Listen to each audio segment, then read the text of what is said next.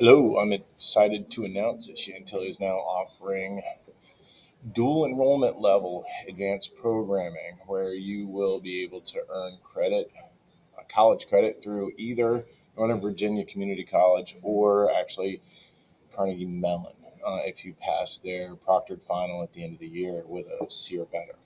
In this class, we're going to be learning how to write clear, robust, and efficient code using Python.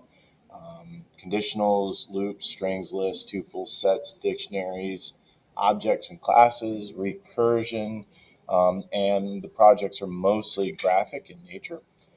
We're going to be using or developing programs to effectively solve medium-sized tasks using a modular approach. And by then, you'll be able to design and write your own 500 to 1500 line program. We'll be doing four different projects. The first is just a basic graphic project. It's open ended. You'll be rebuilding Tetris from scratch. Then you'll be applying a dictionary um, organization or construction to a project. And then by the end, we're going to use classes and object oriented programming to create a project. This class is really cool because it is flipped and self paced. You work through the curriculum at your own rate. There are tests that you have to take occasionally because we take a test at the end. But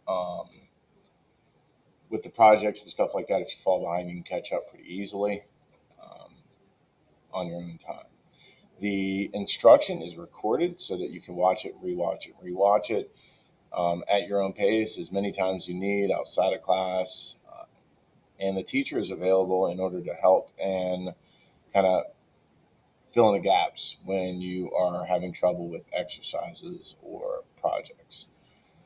So, if you sign up for this class, um, the grading is based on daily exercises, tests, and projects. And like I said, at the end of the year, you are eligible to take a proctored final that is designed and given by Carnegie Mellon in order to earn that dual enrollment credit.